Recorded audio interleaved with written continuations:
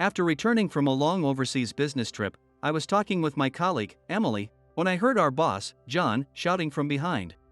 "Stay away from her." I couldn't believe my ears. Emily was also bewildered. Then John dropped a bombshell. "Emily and I are going to start dating." He said this while putting his arm around Emily's shoulder. It was clear that Emily was uncomfortable. There's no way Emily would date John. That's simply impossible. Because my name is David Smith, I'm 32 years old. I currently work for a major construction company. My main tasks involve building construction and tunnel excavation. I've been interested in buildings since I was a child, influenced by my father. That's why I jumped into this industry. My father worked at a construction company and built many buildings. He proudly showed me the completed buildings, and he looked radiant. Wanting to start this job and become skilled as soon as possible, I began working right after graduating from high school. Against my parents' wishes. My father always said, "You'll struggle if you don't graduate from college," but I ignored him. I had an unfounded confidence that as long as I was motivated, I'd be fine without a degree. But later, I would come to realize that my father was not entirely wrong. After joining a well-known construction company in my hometown, I worked energetically as an apprentice. I did everything I could and actively studied. Though I never liked studying, I could do anything related to my beloved construction work. My bosses and colleagues were kind, and I quickly gained skills. Then, a turning point came. A few years after I started working, I received a transfer notice from the head office. In this company, there is a mandatory transfer every few years to better understand the company. Though I was prepared, I was stunned when I saw the paper from the head office. I was being transferred to the sales department at the head office. Could someone like me, who had always worked on site, handle sales? I was extremely anxious. And my fears would come true. On my first day in the sales department, I walked into the office with nervous steps. It had been a while since I wore a suit, so my movements were awkward. Then, a beautiful woman appeared in front of me. "You're David, right?" "I'm Emily, and I'll be your mentor from today." "Nice to meet you." Emily said this and guided me to my desk. Seeing how kind and approachable Emily seemed, I felt genuinely relieved. And looking at Emily's face reminded me of something. "Are you the Emily who started the same time as me?" Yes, Emily had sat next to me at the welcome party. I remembered how Emily had kindly talked to me since I was fresh out of high school and nervous. Emily seemed to remember the day too when her face brightened up. "Oh, you're that guy. I remember. It's been years since then. It's so nostalgic." We started reminiscing about our early days as new employees, completely sidetracking from work. But then, a loud voice interrupted us from behind. "Chatting right after a transfer? You've got some nerve. I heard you were a high school graduate from the field. But I didn't expect you to look so incompetent. Stop distracting Emily from her work." John was inexplicably furious with me. I couldn't understand why I was being scolded so harshly. What did he mean by saying, I looked incompetent because I graduated high school? Emily immediately came to my defense. "David is my peer, and we were just catching up.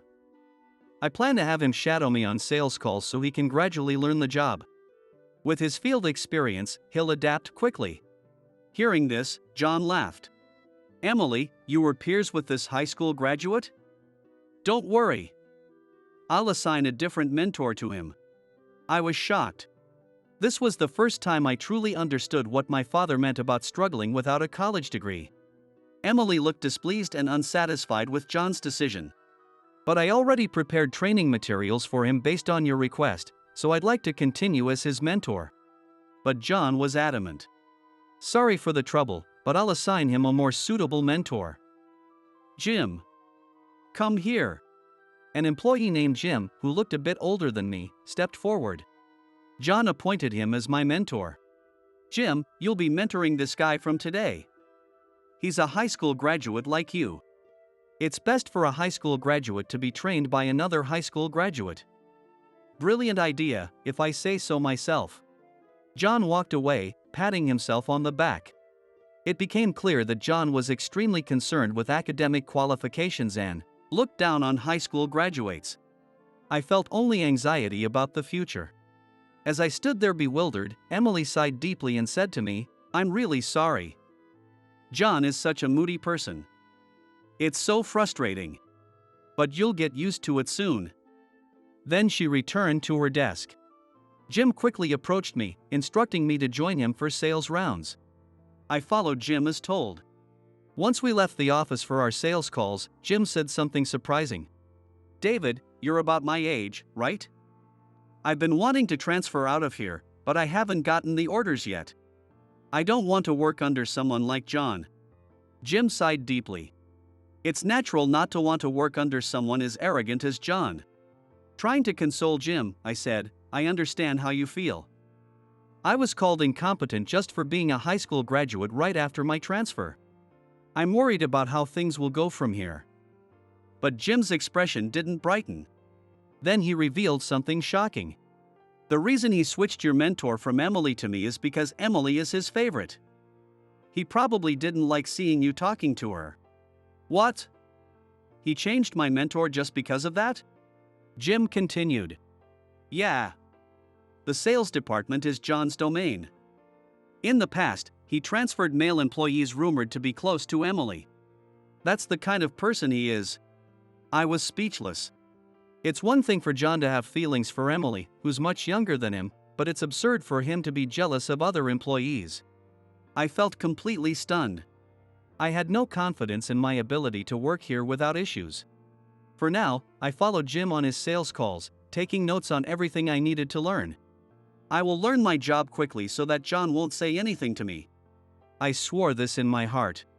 But when we returned to the office after the sales rounds, the atmosphere was unusually noisy. In the midst of my curiosity, I saw Emily approaching. I glanced over at John. Sure enough, John was watching Emily closely, just as Jim had said. It was evident that John had feelings for Emily. "John suddenly decided to wrap up work early today and have a welcome party for you. You're coming, right? Wrapping up work early for a welcome party." I appreciated the gesture, but I wondered if it was really okay to leave work early. I was sure John just wanted an excuse to go drinking with Emily. I was certain of that. Jim seemed to have the same thought and looked exasperated. "I'm glad they're having a party for me. I'll definitely join," I said, making Emily happy. Then, I returned to my desk to finish up some work before the party. Following Jim's instructions, I was working on preparing some materials. At 5 p.m., the office started heading to the designated pub. Emily got ready to leave and came over to my desk. "David, let's go."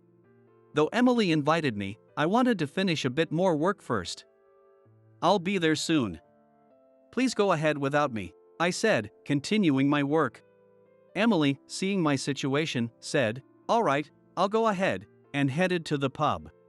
Jim stayed with me, so I hurried to finish my work. Just as I was making progress, John came over to my desk. He dumped a pile of documents in front of me. Jim and I were both stunned.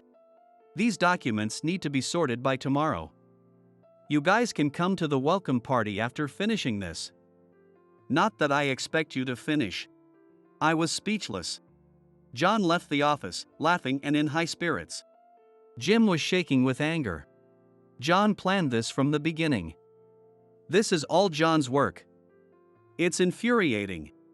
I upset Jim because of my actions. Missing the welcome party bothered me less than that. I apologized to Jim profusely. "I'm sorry for this. I'll handle it alone, so please go to the welcome party." But Jim picked up some of the documents and started working on his computer. "A party without you wouldn't be any fun. Besides, I don't want to drink with someone like John." He said that and smiled. I was deeply grateful to Jim. After several hours, we had finished about half of the work. I went to the vending machine to get Jim a cup of coffee. I decided that, since there wasn't much left, I would finish the rest alone and let Jim go home. Just as I was about to return to the office, I heard a voice behind me. "You're still here. Everyone's waiting for you at the party." It was Emily. Apparently, John hadn't told everyone that Jim and I were still working. Is the welcome party already over? I asked, puzzled. Emily looked visibly annoyed. I slipped out because I didn't want to deal with a drunk John. I could understand that. Hearing Emily's words, I couldn't help but grimace. Seeing my expression, Emily asked me with concern. Do you have so much work on your first day that you need to stay late? I couldn't lie to Emily, so I told her everything about John dumping his work on me. Emily's eyes widened in shock. What? I had no idea. I'm so sorry, I didn't know. Emily looked genuinely upset. This isn't your fault, so don't feel bad.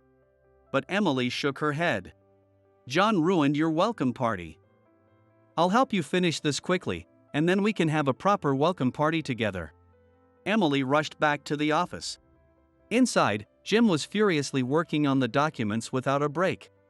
He was surprised but pleased to see Emily joining the effort. Together, we worked hard and managed to finish the work.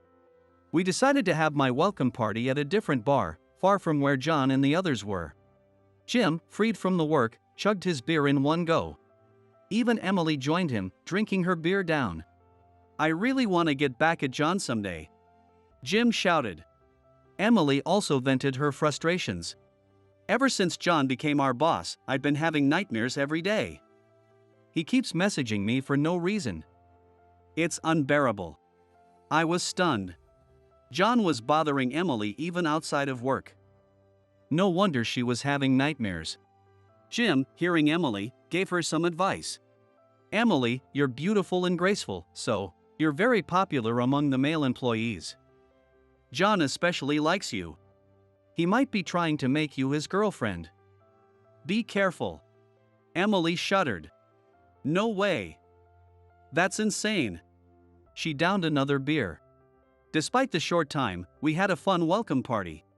We promised to go out again and exchanged contact information before leaving the bar. As we stepped out, I felt a chill run down my spine. John was standing right in front of us. What are you doing here? And with Emily. We all turned pale. Emily quickly tried to defuse the situation. We just ran into each other and decided to have a meal together. But John, already drunk, wasn't convinced and started shouting. How dare you meet behind my back? And drinking with Emily without my permission. You'll pay for this. Jim and I were speechless. Why would we need John's permission to drink with Emily? It made no sense. John, you're drunk. Let's just go home, Emily said, trying to calm him down. Despite her earlier dislike for John, Emily was willing to leave with him for our sake. John happily walked beside her, grinning like a fool. I was too stunned to speak, realizing just how foolish he was. The next day, I trudged to the office with a heavy heart. After yesterday's events, I had no idea what John might say. I braced myself for the worst. Sure enough, as soon as John arrived, he made a point of walking past me and loudly said, "Having a high school graduate here drags everyone's morale down. It's really awful." John constantly made snide remarks about Jim and me. Just because he graduated from an elite college didn't give him the right to look down on others. But I ignored John and kept working. If I quit now, I would be giving him exactly his wish. Despite enduring John's relentless belittling, I persevered. As the days went by and the toll on my mental and physical health grew, a rumor began circulating in the office. It was a rumor that Emily and I were dating. Since exchanging contact information, Emily and I had been frequently meeting up to vent about John, and some colleagues had seen us together. I knew this would cause trouble if it reached John's ears. But it was already too late. Just as I was about to head out for my usual sales rounds, John suddenly appeared before me and dropped a bombshell. "You don't need to go on sales calls anymore." Ha! Seeing my confusion, John looked smug. "The head office is looking for someone for a long-term overseas assignment, and I recommended you. With your field experience, they decided to send you. You'll be gone for 3 years, and you leave in 2 days. Start preparing quickly." I was dumbfounded.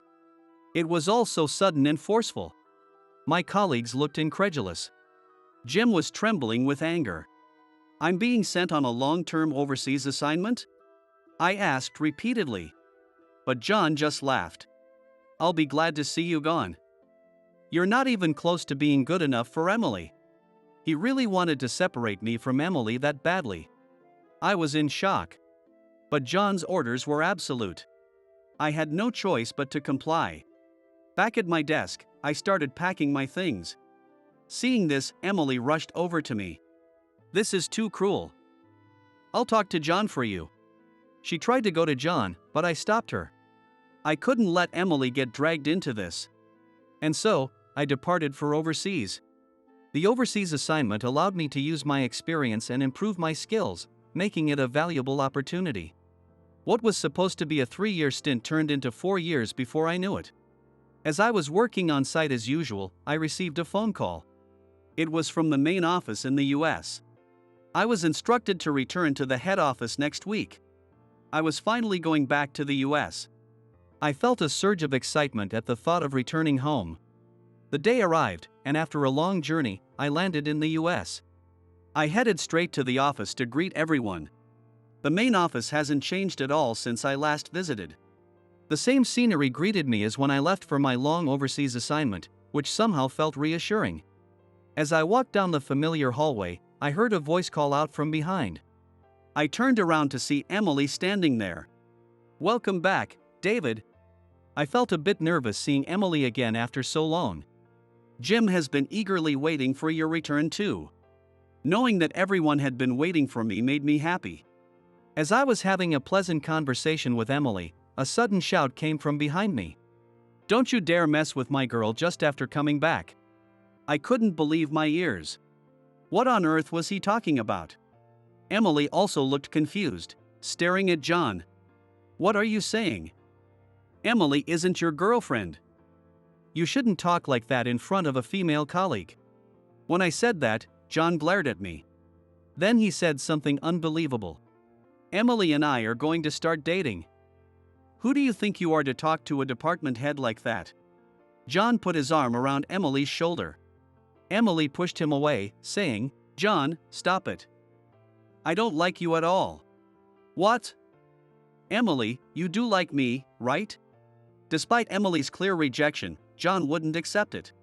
Just then, a loud laugh came from behind me. It was Jim. "John, you should stop harassing Emily." "Shut up. This has nothing to do with you. Why are you interfering?" John's loud voice attracted a crowd in the hallway. Everyone watched in shock as John made a scene. Then suddenly, the hallway fell silent.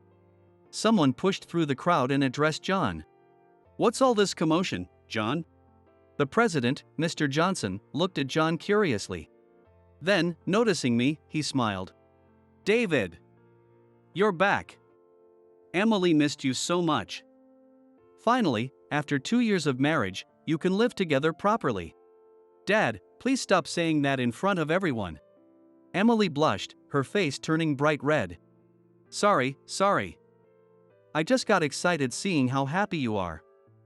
"Well, see you later," Mr. Johnson said, heading into the conference room. John looked bewildered. "What? Married for 2 years? Emily is the president's daughter?" John was completely confused. I decided to tell him the truth. "I thought you knew, John. Emily is Mr. Johnson's daughter and my wife." "What?" John looked stunned. Jim laughed again. "That's why I told you to stop bothering Emily," Jim said. John stared at me in disbelief, so I showed him the matching wedding ring on my left hand. Finally understanding the situation, John left the scene, looking dejected. The gathered crowd started clapping, congratulating us. The truth was, Emily and I had gotten married 2 years ago during my time overseas. When the rumors about us dating started, we were already a couple. Emily always listened to me and supported me through tough times. I wouldn't have made it through without her. I proposed to Emily while I was still overseas because I wanted to be with her even more. I discovered Emily was the president's daughter when I came back to the US briefly and met her parents. I was shocked when Mr. Johnson came out of the house. He kindly welcomed me and quickly approved our marriage, believing I could make Emily happy. Emily didn't want people to know she was the president's daughter, so we only told our closest friend, Jim, about our marriage. That's why John didn't know. While I was on the overseas assignment, Emily and I kept in close contact, eagerly looking forward to the day we could live together. Finally, the day had come, and I was overjoyed at the thought. As I entered the sales department office, chatting with Emily and Jim to catch up on lost time, I saw John, who looked incredibly angry. He couldn't accept that Emily was now with me. His face was contorted with rage, red as a beet. Seeing me enter the office, he immediately shouted at me. "Someone like you, a mere high school graduate, doesn't belong in this sales department. Why did you come back? You should have stayed overseas forever." Here we go again. I had anticipated this reaction when I told him about marrying Emily. But hearing John's harsh words after so long was tough. If I argued back, it would only escalate things. I bit my lip and endured it. However, John, angered by my silence, hurled even more hurtful words at me. "Oh, there's another long-term overseas assignment opening up. David, why don't you take it?" "Yeah, let's do that." What was he saying? I had just returned. If he didn't want to work with me, he should take the overseas assignment himself. I could only sigh. Then, a loud voice came from behind me. "That won't be happening. Mr. Johnson. Why are you here?" The person who shouted behind me was Mr. Johnson. It seemed Mr. Johnson had been listening to John all the time. John starts to get upset. "This is my company. I can be wherever I want. Do you always belittle David like this?" Mr. Johnson was clearly angry. "No, it was just a joke. This is the first time I said something like that. Right, David?" John tried to get me to back him up. Did he really think I would support him? I would never do that. I told Mr. Johnson the truth. John always calls me and Jim useless high school graduates. I've gotten used to it by now. John's face fell, as if the world was ending. Jim nodded in agreement. Just earlier, Emily also told me about John's true nature. I couldn't believe it, so I decided to check on the sales department. And this is what I found. "John, you don't understand anything. David is about to become someone you should never treat this way." "What do you mean?" John and everyone else listened intently to Mr. Johnson's every word. Even I was anxious to hear what he would say. Mr. Johnson finally spoke. "David, you are just like your father, ambitious and dedicated to this company. I believe you can handle this company when I step down. I want to retire soon." Everyone watched in stunned silence. John was too shocked to speak. "Will you become the president of this company?" Mr. Johnson looked at me with a serious gaze. "Me, the president?" Even though I married Mr. Johnson's daughter, making me president seemed far-fetched. Then, the sales department door opened again, and the vice president, Mr. Anderson, entered. David will surely lead this company to great heights. He had a stellar reputation during his overseas assignment. He'll do just fine. My father confidently recommended me. I felt a surge of warmth at his unexpected praise. "Thank you, Dad." "Wait, Dad? The vice president is your father?" John stammered, clearly shaken. There was another secret I had kept from everyone. The vice president of this company was indeed my father. He and Mr. Johnson had founded this company from the ground up. Mr. Johnson and my father worked tirelessly to grow this company from nothing.